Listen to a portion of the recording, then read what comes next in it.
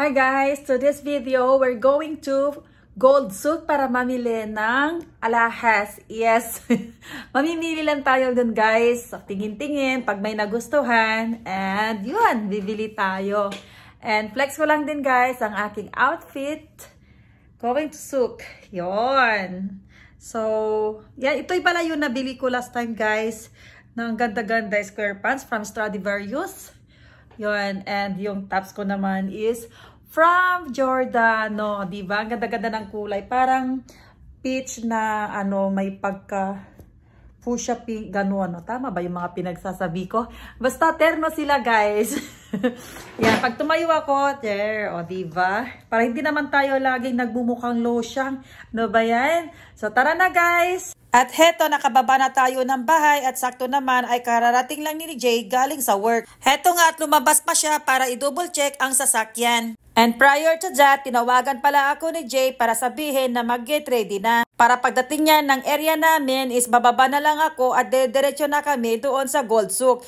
Para hindi na siya mahirapan na maghanap ng parking area. Sa dami ba naman ng mga sakyan dito sa area namin guys, very crowded. Ang hirap talaga maghanap ng parking. Minsan siniswerte, minsan malas kung saan-saan na lang pwedeng i-parking. Pero delikado naman yun guys. At dahil dyan, kami ay nabisi sa paghahanap ng malilipatan na may dedicated parking talaga. So hayan guys, for the flex na naman ng person going to Gold Souk.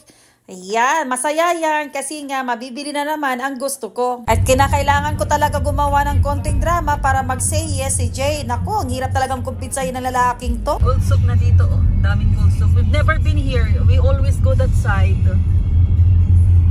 And destination arrived, welcome to Gold Souk. Kaya tinawag na Gold Souk dyan guys kasi dito ka makakakita ng mga bilihan ng mga gold. Sa dami ng mga gold dyan guys, magsasawa ka left and right ang mga shops dyan. And this is the best location talaga to buy gold kasi nga pwede ka makipagtawaran dyan ng bongga. At pag nakipagtawaran ka, dapat convincing yung drama mo. Naku, kailangan talaga na matinding drama dyan guys para makakuha ka ng malaking discount. Na kunwari sinasabi mo, nandito ako nung nakaraan, dito ako last month, last year, dito ako bumibili na konting drama ba, ganon, bola-bola lang ba? Hirap din minsan talaga maghanap ng parking area. Naku, Diyos ko, ngayon nakakikita na kami medyo malapit lang sa bilihan. At sa puntong ito, ang oras na dyan is malapit na mag-alas 10. At kung nakikita nyo, marami ng shop na nagsara na. At kung dati-rate, kung may pinupuntahan kaming mga lugar, wala kaming pakialam sa mga parking na yan. Syempre, wala naman kaming sasakyan Pero ngayon guys, naramdam na namin yung hirap ng paghanap talaga ng parking, lalo na pag crowded. Kaya madalas, dito kami nagtatagal yung paghahanap talaga ng parking area. First stop, nandito na kami sa isang bilihan ng gold. As you can see, kahit mag 10 plus na ang oras na yan, marami pa rin mga kababayan na gustong bumili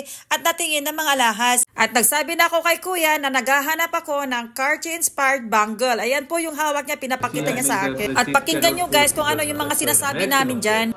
Really, believe me now. This is brand 1 po. Really now. Not normal items now. That's why I can make the review. Okay. Really, very low price. Really, you can check it any shops. This is 10 gram now. Really now.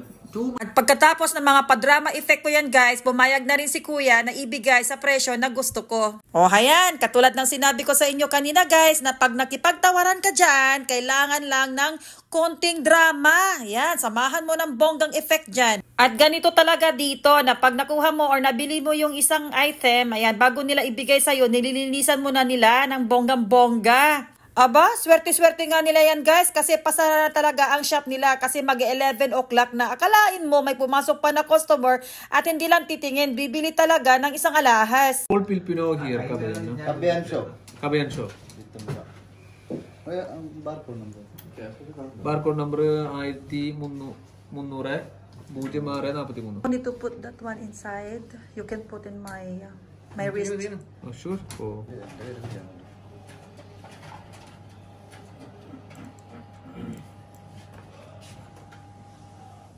Make it tighter. Alright. Okay. Alright. Course lifetime. Yes, Anisha. See, I'm going to put this one in my vlog.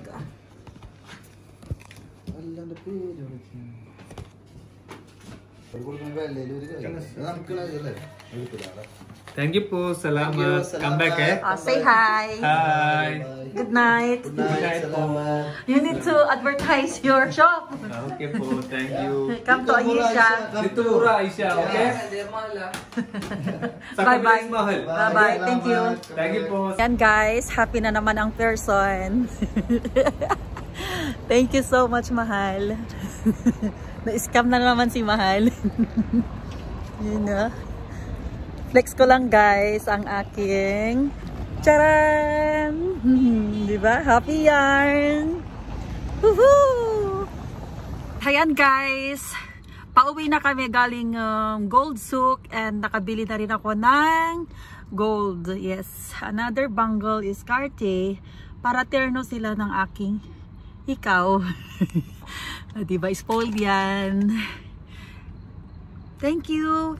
Galing kami sa Aisha. Yan. Lagi kong binibili yung mga gold ko dito sa jewelry shop na yan. So, okay naman, nagbibigay sila ng malaking discount dyan. Time check, it's past 11 na guys, kaya gutom na ang mga person. So, ang unang plano namin guys is pagkatapos namin sa Gold Souk is pupunta kami sa Filipino Souk. Ayan, Filipino Souk na naman guys kasi nga yan yung kilalang tambayan ng mga Filipino tuwing day off. Ayan. Kaya nga lang guys, walang talagang available na parkingan. Kaya minabuti namin na bumalik na lang sa Bin Mahmud. So heto nga, dinaanan namin yung maraming vlogs na noong pang FIFA. May tawag dyan pero nakalimutan ko na guys. At ito naman ang pinakamalaking LED monitor na madadaanan nyo lang.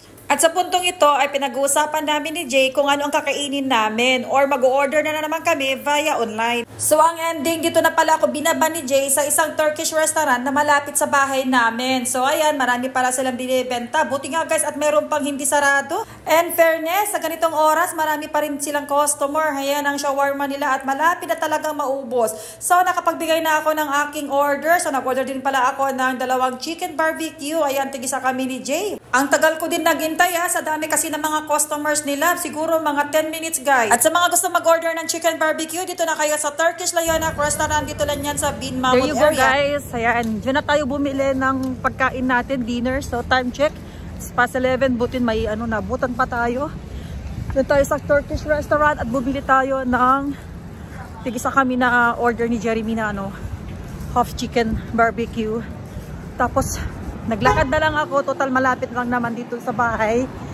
And ayan na siya, naghahanap siya ng parkingan. Kaya tumawag siya sa akin para sabihin na maglakad na lang daw ako. And so ayan guys, kung nagustuhan niyo ang video na to, please don't forget to subscribe my YouTube channel, Marie Pearl Vlogs.